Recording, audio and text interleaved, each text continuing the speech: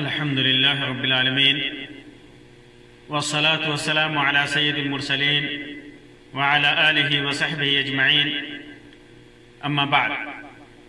मुहतरम सामीन व नाज़रीन, आज की इस मजलिस में मैं आपके सामने एक निहायत ही अजीम दुआ के बारे में चंद बातें रखूंगा।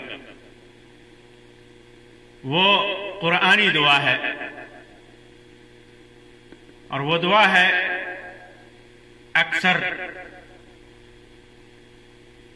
बल्कि ज्यादातर मोमिन जो दुआओं का एहतमाम करते हैं इस दुआ से वाकिफ है। वो दुआ है रब्बना आतिना फिद दुनिया हसना व फिल आखिरति हसना व क़िना अज़ाबन नार। इस दुआ के सिलसिले में बताने से पहले मैं आपको बता दूं कि इंसान जब अपने रब से कुछ मांगता है तो जो कुछ भी मांगता है वो दो तरह की है, दो चीजों के लिए मांगता है, दो जगहों के लिए मांगता है। और वो दो हैं, या तो दुनिया के लिए मांगता है या आखिरत के लिए मांगता है। दुनिया के लिए मांगता है, खालिस दुनिया के लिए, या सिर्फ खालिस आखिरत के लिए मांगता है।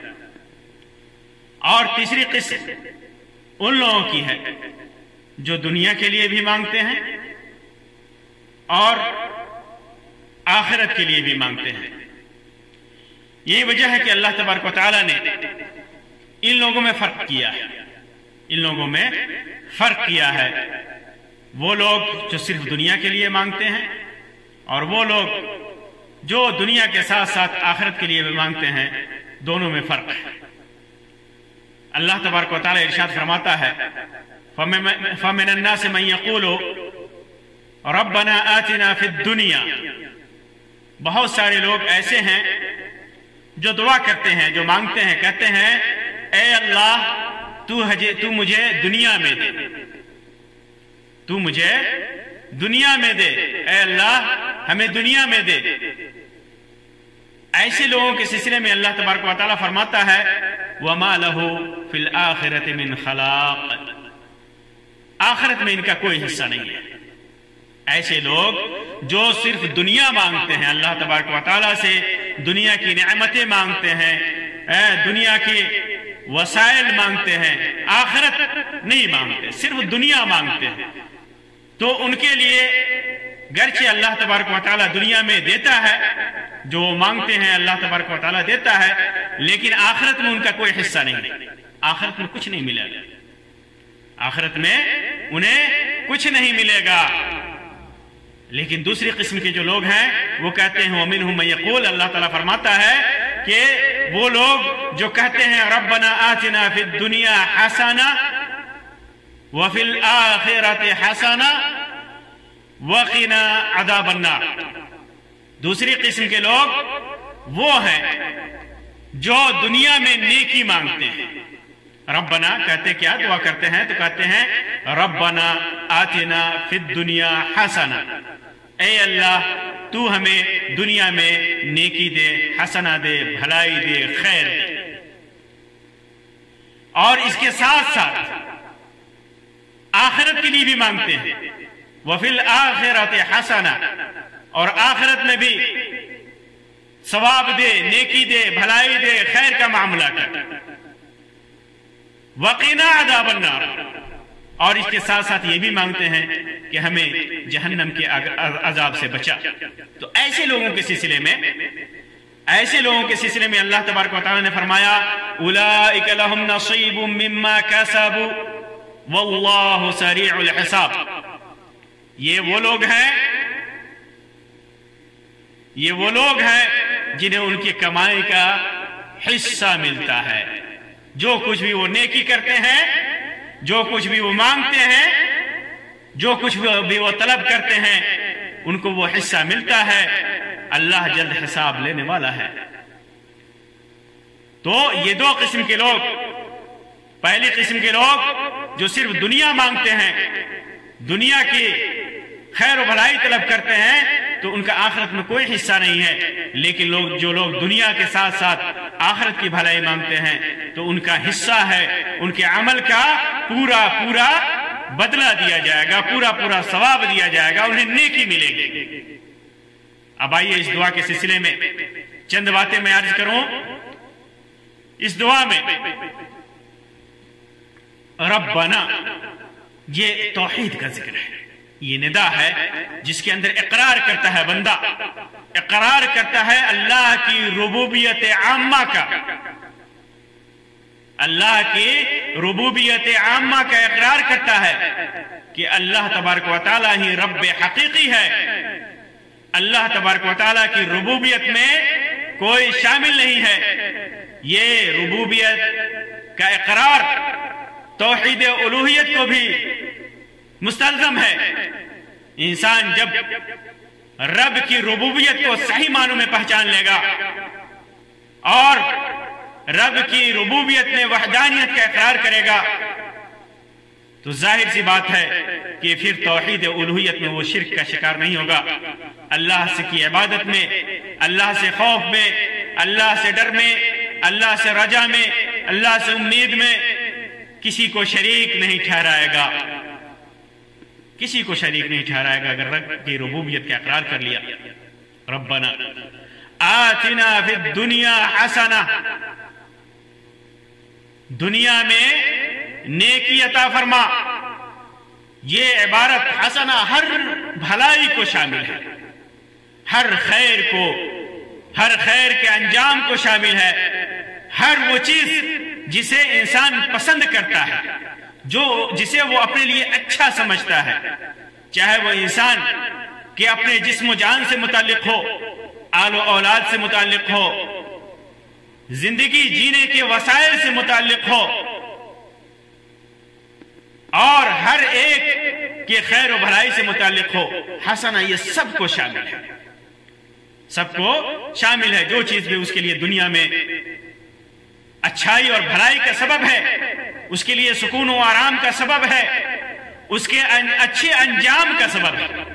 کیونکہ دنیا میں جب انسان کو ایسی چیزیں ملے کہ جس سے وہ اپنی زندگی اچھے طریقے سے گزار سکے، اللہ کے لیے نیکیاں کر سکے، جن کے ذریعے سے اللہ کی عبادت کر سکے، اللہ کو خوش کر سکے، اور اللہ کی مخلوق کی خدمت اور کر کے انہیں خوش کر کے اللہ کی خوشنودی حاصل کر سکے، تو پھر اس کا انجام اخروی انجام بھی بڑا بہتر ہوتا ہے، بڑا اچھا ہوتا ہے.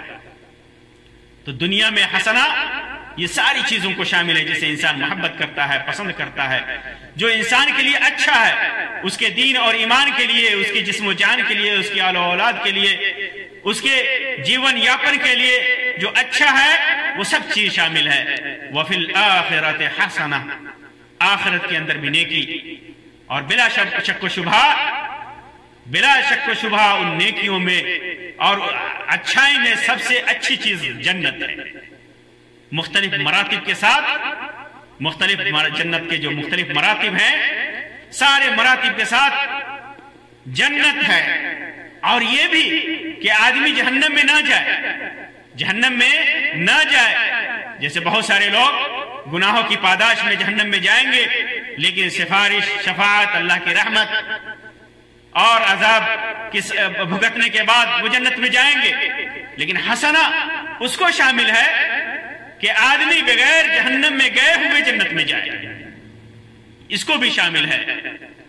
اسی طرح آخرت میں حسنہ سے مراد آدمی کو خوف نہ ہو، ڈر نہ ہو، اس کا حساب و کتاب اچھا ہو، اس کے نامہ اعمال داہنے ہاتھ میں ملے، اس کا نیکیوں کا میزان، نیکیوں کا ترازو کا پلڑا بھاری ہو، اس کا چہرہ خوش و خرم ہو، اور عذاب الہی سے اسے نجات ملے، تکلیف و پریشانی سے نجات ملے، پل صراط پر اچھے طریقے سے وہ گزر جائے، جنت میں داخل ہو جائے، اللہ کی رضا اور خوشنودی مل جائے، اللہ کا دیدار ہو جائے، اللہ کا دیدار ہو جائے، اور اس کے علاوہ بھی جنت کی جو بھی نیکیاں ہیں، جو بھی نعمتیں ہیں، وہ سارے اس کو حاصل ہو جائیں۔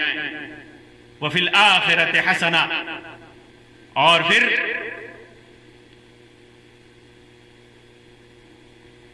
آخرت میں حسنہ سے کوئی یہ بھی شامل ہے کہ دنیا میں ایسے وسائل ملے جو اسے اس پر عمل کر کے ایسی توفیق ملے کہ جس کی وجہ سے نیکیوں پر عمل کر کے اللہ کی عبادت کر کے وہ جنت میں چلا جائے، اور ان وسائل سے بچے جیسے اللہ کے محارم ہیں، اللہ نے جن چیزوں کو حرام کیا ہے، جو گناہ دنیا میں ہے ان سب سے بچے، شبہات کو چھوڑے، حرام کو چھوڑے، اور تمام کی تمام گناہوں کو چھوڑے۔ یہ آخرت کے لیے یہ بھی حسنہ میں داخل ہے، آخرت کے حسنہ میں داخل ہے۔ تو ایسے لوگ اگر یہ دعا کرتے ہیں ربنا آتنا فی الدنیا حسنہ وفی الآخرۃ حسنہ وقنا عذاب النار، اگر وہ یہ دعا کرتے ہیں تو پھر اللہ تبارک و تعالیٰ کہتا ہے کہ ان کا نصیب ہے، جو کچھ بھی یہ عمل کریں گے اس کا پورا پورا بدلہ دیا جائے گا، پورا پورا بدلہ دیا جائے گا۔ تو ہمیں اس دعا کو ہمیشہ کبھی بھی کرنا چاہیے، کبھی بھی کرنا چاہیے۔ اللہ کے رسول صلی اللہ علیہ وسلم اسی وجہ سے اکثر اس دعا کو کیا کرتے تھے، جیسا کہ انس بن مالک رضی اللہ تعالیٰ عنہ کی روایت ہے، فرماتے ہیں کہ اللہ کے رسول صلی اللہ علیہ وسلم کی اکثر دعا، صحیح بخاری اور صحیح مسلم کی روایت ہے کہ اکثر دعا اللہ کے رسول صلی اللہ علیہ وسلم کی یہی ہوتی تھی، ربنا آتنا فی الدنیا حسنۃ وفی الآخرۃ حسنہ وقنا عذاب النار۔ یہ اللہ کے رسول صلی اللہ علیہ وسلم اکثر یہ دعا کیا کرتے تھے۔ اس دعا کی اہمیت اور اس کی فضیلت کا اندازہ اسی سے لگائیے کہ اللہ کے رسول صلی اللہ علیہ وسلم ہمیشہ اس دعا کو کیا کرتے تھے۔ اسی طرح موسیٰ علیہ السلام نے بھی یہ دعا کی تھی، وَاكْتُبْ لَنَا فِي هَذِهِ الدُّنْيَا حَسَنَةً وَفِي الْآخِرَةِ۔ موسیٰ علیہ السلام نے کہا تھا کہ اے اللہ اس دنیا میں ہمارے لیے حسنہ لکھ دے اور آخرت میں بھی حسنہ لکھ دے، دنیا میں بھی نیکی لکھ دے، بھلائی لکھ دے، اور آخرت میں بھی نیکی اور بھلائی لکھ دے۔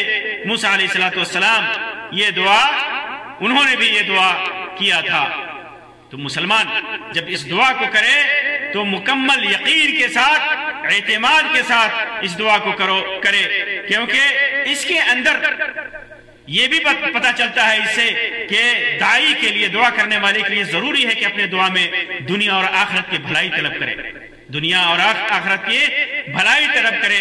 دنیا طلب کرنا یہ برا نہیں ہے، لیکن دنیا کو اپنا مقصد بنا لینا، آخرت کو پیچھے چھوڑ دینا، آخرت کی بھلائی سے بے اعتنائی کرنا، آخرت کے نعمتوں سے اعراض کرنا، اس سے اپنے آپ کو اعلیٰ اور برتر سمجھنا، یہ بڑا گناہ ہے جس کے لیے اللہ تبارک و تعالیٰ نے کہا کہ آخرت میں کوئی حصہ نہیں ہے۔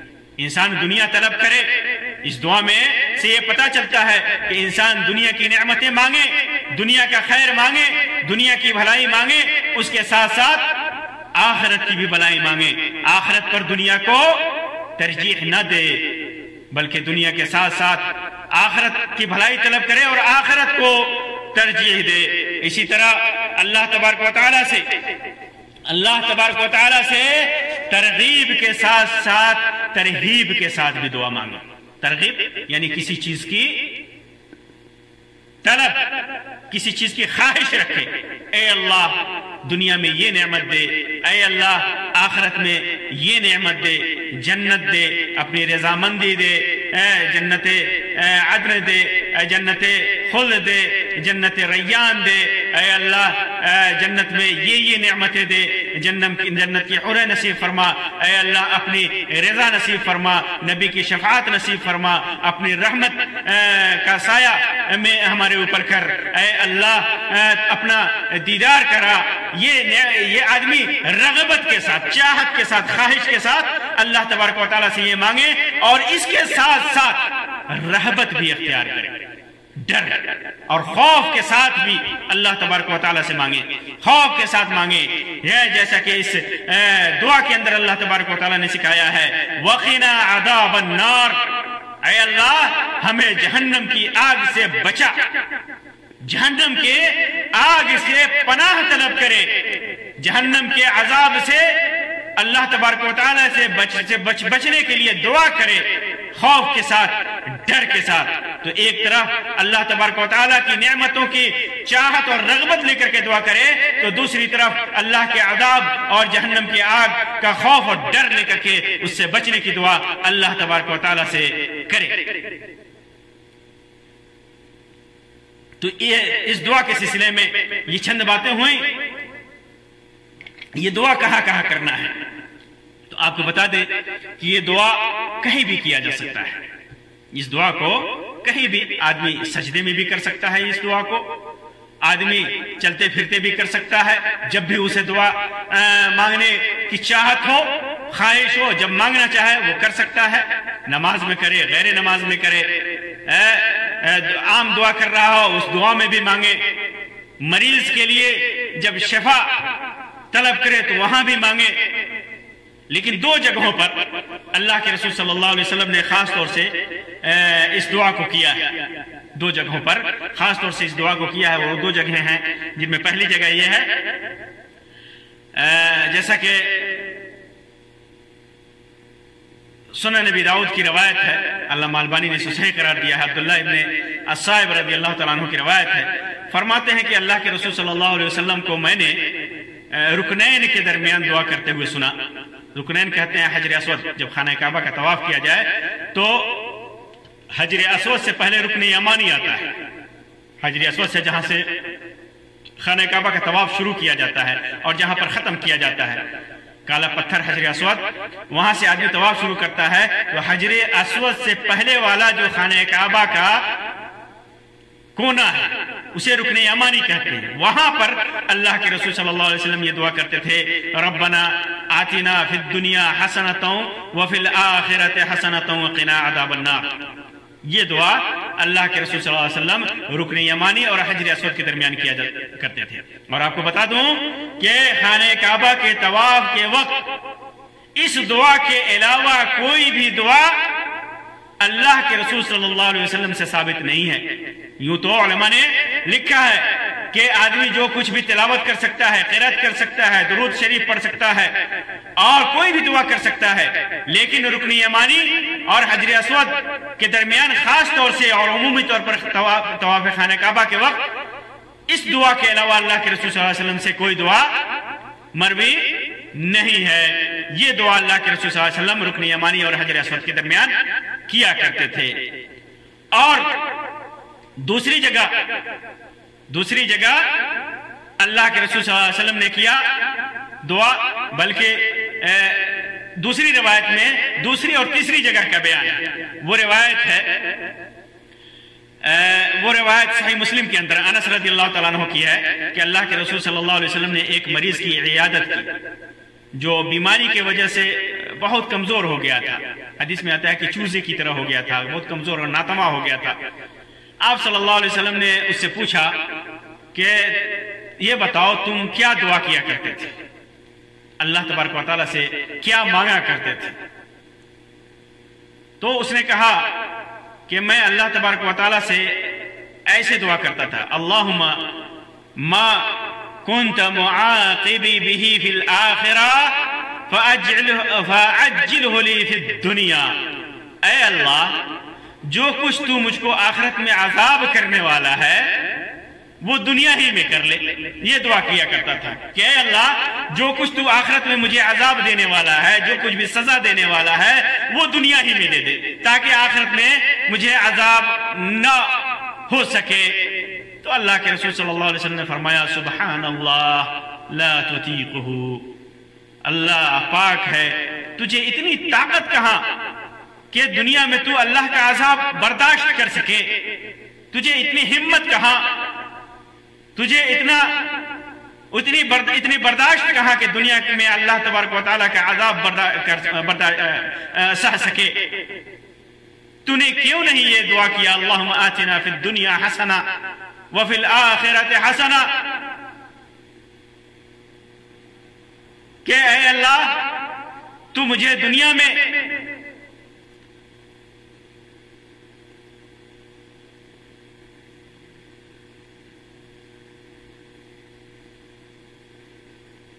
نیکیاں دے اور آخرت میں نیکیاں دے.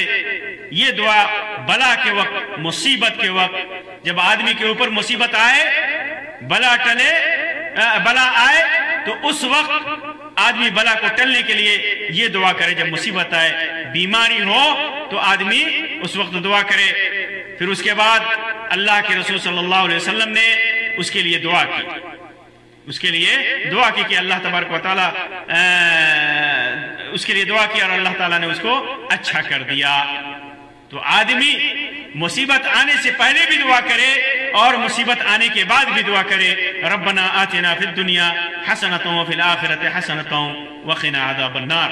اللہ تبارک و تعالیٰ سے دعا ہے کہ اللہ تبارک و تعالیٰ ہمیں دنیا اور آخرت کی بھلائیوں سے سرفراز فرمائے اور دنیا اور آخرت کی مصیبتوں سے بچائے. ربنا آتنا فی الدنیا حسنۃ وفی الآخرۃ حسنۃ وقنا عذاب النار. آمین یا رب العالمین. وآخر دعوانا ان الحمد للہ رب العالمین وصلی اللہ علی خیر خلقہ وسلم. والسلام علیکم ورحمۃ اللہ وبرکاتہ.